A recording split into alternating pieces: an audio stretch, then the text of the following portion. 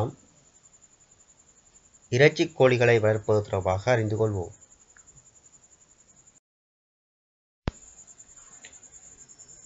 இலங்கையை பொறுத்தவரையில் கோழி இறைச்சிகளுக்கான அதிக கேள்வி நிலவுகின்றது.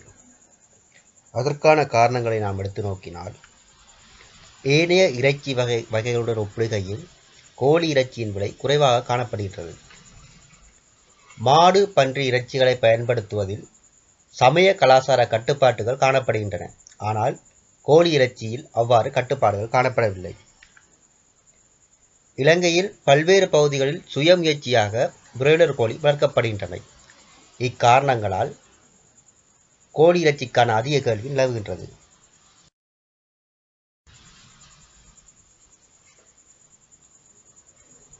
சந்தையில் காணப்படும் கோழி இறைச்சி வகைகளில் பிராய்லர் இறைச்சிக்கு அதிக கேள்வி நிலவுகின்றது. 42 நாட்கள் கொண்ட குறுகிய காலப்பகுதியில் உச்ச வளர்ச்சி அடையக்கூடியதும் இறைச்சிக்கென வளர்க்கப்படுவதுமான கோழி வகையே பிராய்லர் கோழி ஆகும். இவை கலப்பினங்களாகும். வென்கோட், ஹெர்பர்ட், கைப்ரோ, லோமன் போன்றவை அவ்வாறான இனங்களாக காணப்படுகின்றன. நாம் இப்பொழுது பிராய்லர் கோழிகளை வளர்க்கும் போது கவனிக்க வேண்டிய விடயங்களை எடுத்து நோக்குவோம். அந்த வகையில் பிராய்லர் குஞ்சுகளை நாம் கொள்வனவு செய்யும் போது சில விடயங்களை கவனிக்க வேண்டியுள்ளது.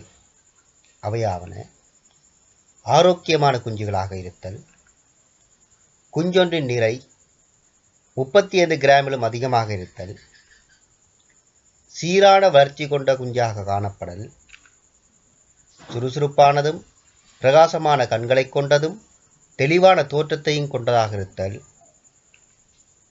விகாரமற்றதாக காணப்படல். இவ்வியல்புகளை அவதானித்து நாம் பிராய்லர் குஞ்சுகளை கொள்வனவு செய்ய வேண்டும். நாம் இப்பொழுது பிராய்லர் குஞ்சுகளை பராமரிப்பது தொடர்பாக அவதானம் செலுத்துவோம். 1 தொடக்கம் 21 நாட்கள் வரையிலான காலப்பகுதி குஞ்சு பருவம் எனப்படுகின்றது. பண்ணைக்கு கொண்டு வரப்படும் 1 நாள் வயது குஞ்சுகள் 2 வாரம் குஞ்சுவதினுள் வளர்க்கப்படும். முட்டை குஞ்சுகளை பராமரித்தது போலவே இங்கு பராமரிக்கப்படுகின்றது. முட்டை குஞ்சுகளின் பராமரிப்பு தொடர்பான விளக்கம் ஏற்கனவே உங்களுக்கு தரப்பட்டுள்ளது. அதனை நீங்கள் பார்வையிடலாம். உணவு மாத்திரம் வேறு முறைகளில் மேற்கொள்ளப்படுகின்றது. ஆரம்ப காலத்தில் பிராய்லர்களுக்கான ஆரம்ப குஞ்சு கலவை வழங்கப்படும். இந்த ஆரம்ப குஞ்சு கலவையானது 1 தொடக்கம் 28 நாட்கள் வழங்கப்படுகின்றது. 7 நாட்களின் பின்னர் வெப்பநிலை வழங்கல் நிறுத்தப்பட்டு ஒளி மற்றும் காற்றூட்டம் என்பன அதிகரிக்கப்படுகின்றது. பிராய்லர் கோழிகளின் வளர்ச்சி பருவத்தை எடுத்து நோக்கினால் 28 நாட்களிலிருந்து 42 நாட்கள் வரையிலான காலப்பகுதி வளர்ச்சி பருவம் என அழைக்கப்படுகின்றது.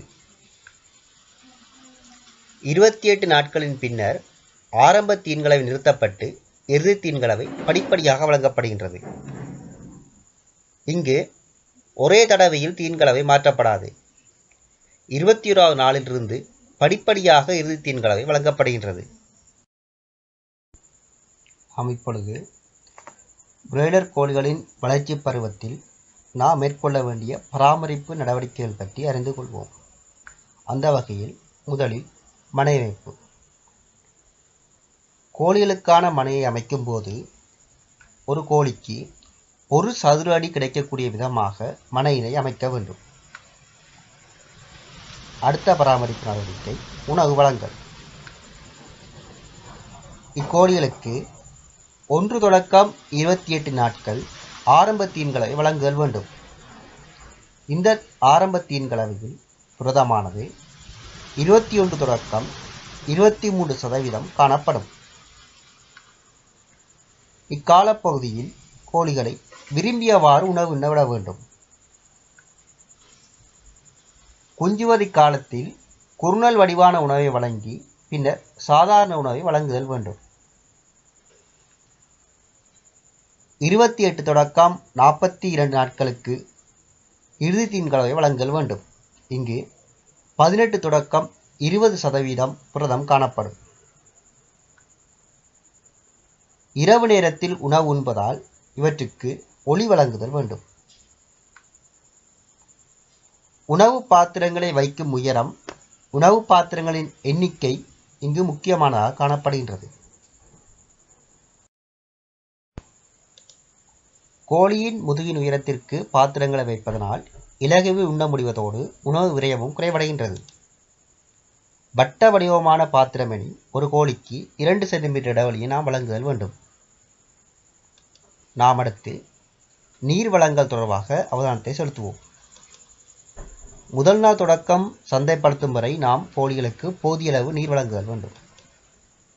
ஒரு கோழிக்கு 1 சென்டிமீட்டர் இடவசதி கிடைக்கக்கூடியவாறு நீர் பாத்திரத்தை வைத்தல் வேண்டும்.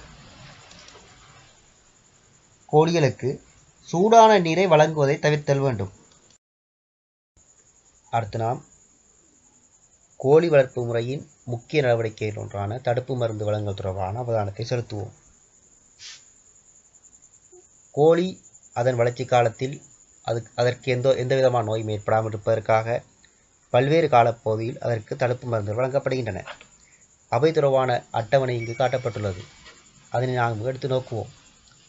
இங்கு கோழியின் வயது நாள் அளவிலும், அடுத்து தடுப்பு மருந்தும், மூன்றாவதாக நோயும், அடுத்து இறுதியாக அந்த தடுப்பு மருந்து வழங்கப்பட வேண்டிய முறையும் காட்டப்பட்டுள்ளது. அதன் அடிப்படையில் ஒரு நாள் கோழிக்கு IB முதல் தடுப்பு மருந்து வழங்கப்படுகின்றது. இதனால் சளிச்சுரம் நோய் கட்டுப்படுத்தப்படுகின்றது. இம்மருந்தானது சொட்டு மருந்தாக வழங்கப்படுகின்றது. 7 நாள் குஞ்சுக்கு B முதல் தடுப்பு மருந்து வழங்கப்படுகின்றது. இதன் மூலம் ரணிக்கட் நோய் கட்டுப்படுத்தப்படுகின்றது. இம்மருந்தானது சொட்டு மருந்தாக வழங்கப்படுகின்றது. 12 நாள் கோழிகளுக்கு கம்போரா 1 தடுப்பு மருந்து வழங்கப்படுகின்றது. இதன் மூலம் கம்போரா நோய் கட்டுப்படுத்தப்படுவதுடன் இது குடிநீருடன் கலந்து வழங்கப்படுகின்றது. 19வது நாள் கம்போரா 2 தடுப்பு மருந்து வழங்கப்படுகின்றது. இதன் மூலம் கம்போரா நோய் கட்டுப்படுத்தப்படுகின்றது. இம்மருந்தானது குடிநீருடன் கலந்து வழங்கப்படுகின்றது. 22 நாள் கோழிகளுக்கு IB 2ஆம் தடுப்பு மருந்து வழங்கப்படுகின்றது. ஏற்கனவே முதலாம் நாள் வழங்கப்பட்டது. 22ஆம் நாள் 2ஆம் தடவை வழங்கப்படுகின்றது. இதன் மூலம் சளிச்சுரம் கட்டுப்படுத்தப்படுகின்றது. இது குடிநீருடன் கலந்து வழங்கப்படுகின்றது. 26 நாள் குஞ்சுகளுக்கு கம்போரா 3 தடுப்பு மருந்து வழங்கப்படுகின்றது.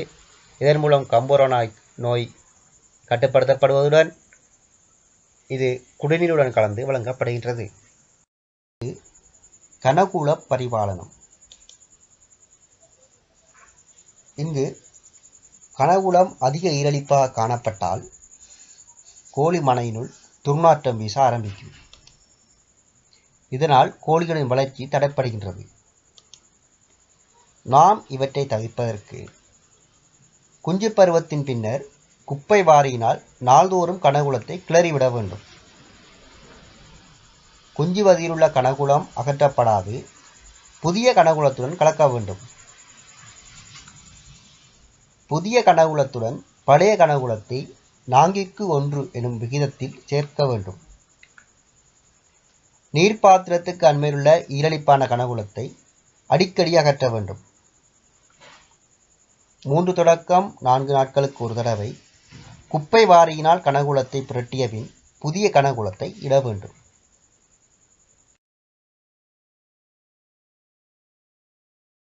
நாம் இப்போது பிராய்லர் வளர்ப்பின் அனுகூலங்களை நோக்குவோம்.